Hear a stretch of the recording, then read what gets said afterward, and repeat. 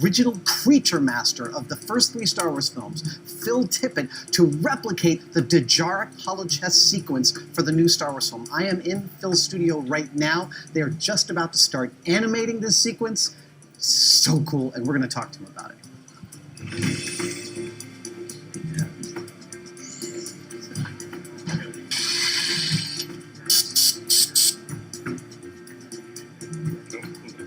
So Phil, it's 38 years later, and the Halochess, the Halochess is set up in front of you.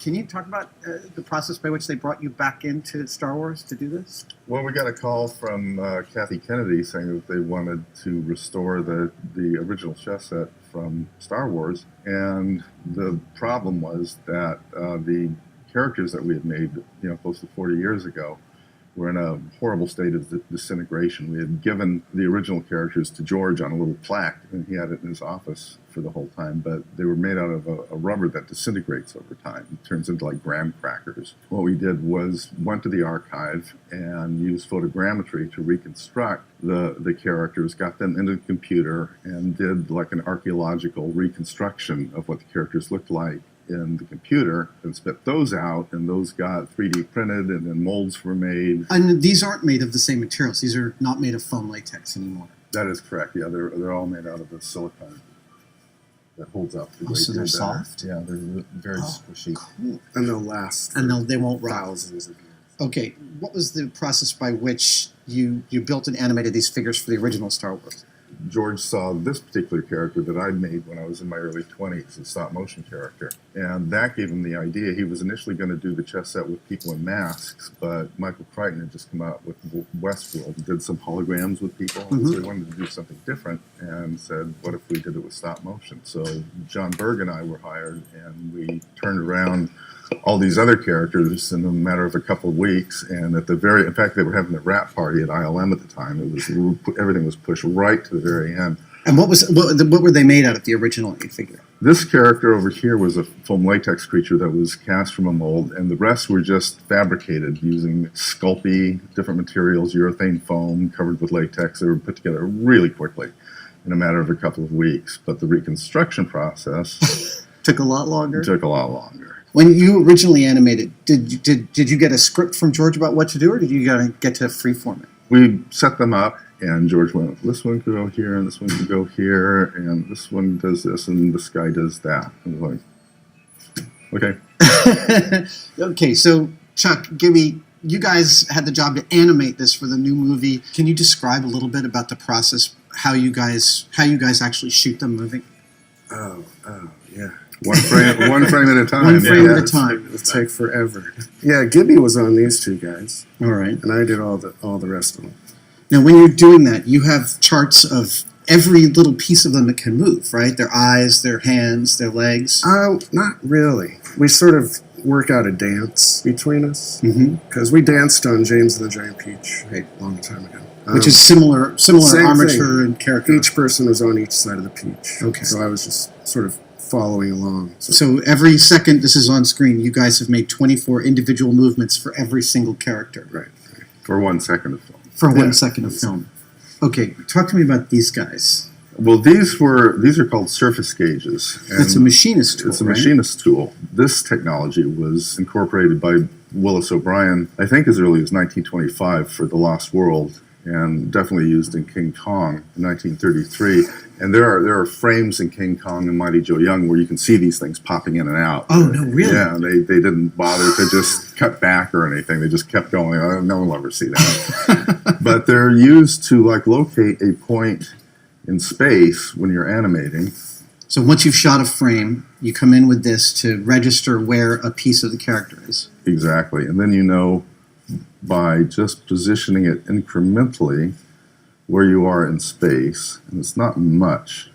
And then once you've made your move, you pull it out, take a frame, and then you put it back in and adjust the character again. So there was a lot of talk. There's been a lot of talk, and JJ has been a great advocate of bringing back some of the old school techniques from Star Wars. And Phil, you've gone all the way from original latex animated armatured figures to the most modern CG. Having seen this whole arc of technology, How does it feel to go back to the old school way of doing it? Well, luckily I didn't have to do it. So, these guys, are a couple of the best stop motion animators in the world. So it was great to be able to have the opportunity to hand it over. Okay, so can you talk a little bit about how you guys keep global track of all this stuff as it goes? I just take one character at a time. In my head, I figure out what these guys are doing, and pretty much all of these guys are just watching. Every animator has their own particular way of doing things. Yeah. We're all totally different from each other. Oh, really? Yeah. So some people use charts very specifically and are very... Well, I think Gibby used a dummy sheet to lay out some of the very basic key poses that you wanted to go for. So you have a map. And this is like by frame 40, I want to be here. By frame 70, I want to be here. Yeah, it's the only thing that keeps me organized. I have to work out everything on paper first. So I spend a lot of time doing that, and I act it out, and I time it with a stopwatch to make sure that I'm counting down the sheet at the appropriate speed so that I hit my marks. But that trick, and when I actually come to the table after every frame, it looks kind of silly, but I always try to come at the table the same way. So after I take a frame, I actually position my body to then approach the table. So you're using the same muscles. So it's all muscle memory stuff. When I get to the puppet, I'm kind of already situated to know where my hands are, and then I use my hands to just hold it for a minute, and then I start to make the move because I use my fingers in space to kind of look in case I go and I go too far. It's like I somehow can remember how to get myself back without having to go back to the frame grabber and check it. The frame grabber, which is the ability to look at the last frame and the current frame, isn't something you had back then. No. You had a 35 millimeter camera, and you didn't know what you shot until you saw dailies the next day. We call dailies the Mylanta moment. Because you never knew what you were going to get. But, once you get past the initial, once you know what you're doing, what the intention of the scene is, and you rehearsed it yourself and use a stopwatch or made like whatever notes you need, once you dive into it, it's pretty much an improvisation, and you allow yourself to at least have an intention and a starting point, but then anything can happen. You can start getting into it and go, oh, wow, what if it... And it's like being an actor and being able to be free with having a more spontaneous idea rather than being locked to. And also the puppet will tell you where to go sometimes too, because it will move in specific ways. It's, like this one's a ball and socket, and if you lock it up and you can't move it anymore, you got to come up with a different direction. I see. And so that throws everything off a little bit, and so that's why I always say it's a dance, because you're always playing off of each other. It's fascinating to think of improvisation on such a long time it's scale. very slow. Yeah. Very slow. So can you talk a little bit about the lighting of this?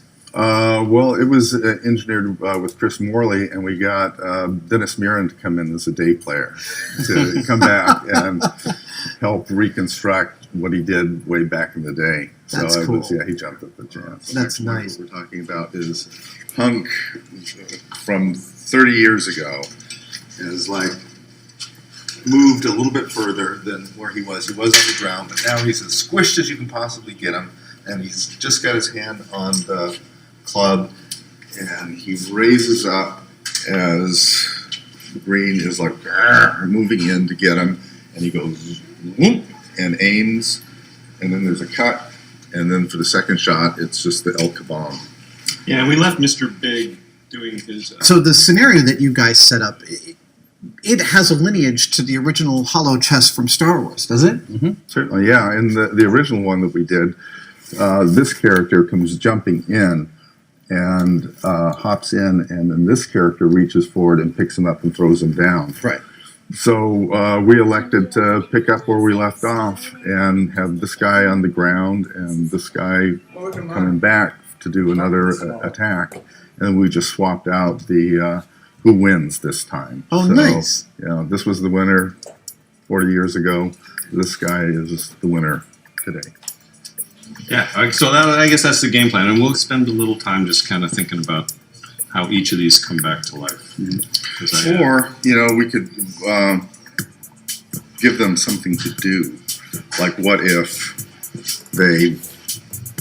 what they're doing is they're turning and looking at these guys. Mm-hmm. It might be a place to start from, at least mentally, if for 30 years they've slowly... kind of just settle. So when the button comes back on, they're just like, and they kind of Sure. and they can check the guys out. Let's do that. I just feel like it's a little something that it's not a big action, but it'll give them a little place to start from and go towards. And as they come on, there could have been an intention that was left from the old movie that wasn't explicit, where dummy looks at dummy. I'm just saying, it's great to get all these ideas, but then you just kind of throw them away. Fine. You know, you're building a history that you let go. Do whatever you want. You have to let go of it when you start. But at least if you have a history, you can start from someplace instead of just the universe at large. Well, guys, Phil, thank you so much for taking me on a My little pleasure. tour down memory lane and also the new Star Wars film. Thanks, guys. Okay.